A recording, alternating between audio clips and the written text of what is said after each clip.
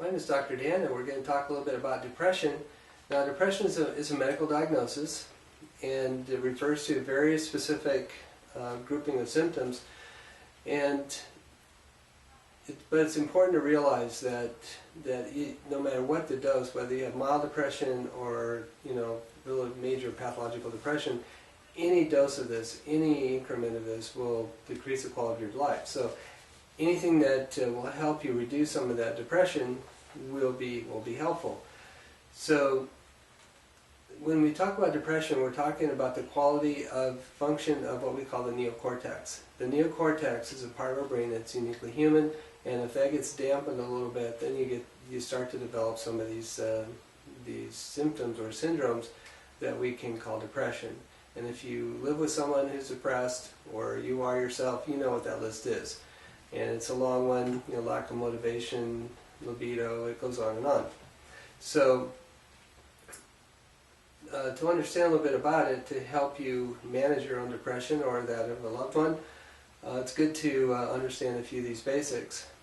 Now, in natural health care, what we like to do, instead of giving you medications, which are very popular these days as far as treatment of depression, we like to use building blocks and give your brain what it needs or what it wants to establish a more normal function. So our emphasis is on the nutritional end of things, of course, and in many cases we find that extremely helpful and helps a person to, again, manage their own depression. Now, as far as causes go, there are lots of them. Now, of course, anything that disrupts those pathways in the neocortex can ultimately lead to depression.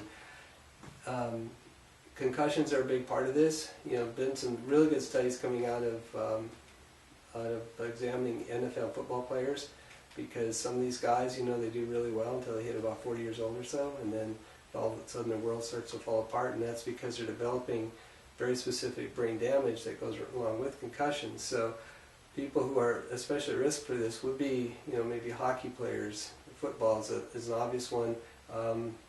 People returning from Iraq or Afghanistan, where they've been exposed to these tremendous shocks in roadside bombs and whatnot, that can certainly affect brain function as well.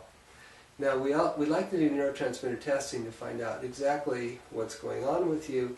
Now, it's interesting to note that there is no specific neurotransmitter profile that says depression. So what we do is we link together the symptomatology that this person might have, and then look at their neurological profile and find out, okay, what's deficient, what's in excess, and try to normalize things, and people tend to feel better. So again, we're not trying to treat the depression, but we are trying to help the brain normalize itself so it can function better. We also talk a lot about gluten sensitivity. Been some excellent studies over the years that have shown that when you get grains out of the diet, and gluten-containing grains, wheat, rye, and barley are the big ones, that when you get these out of the diet, things like anxiety, depression tend to go away. In cultures where there's virtually no gluten-containing grains, schizophrenia is extremely rare. So there's a basic overview of depression. Neurotransmitter test, look to see what's deficient, try to support that.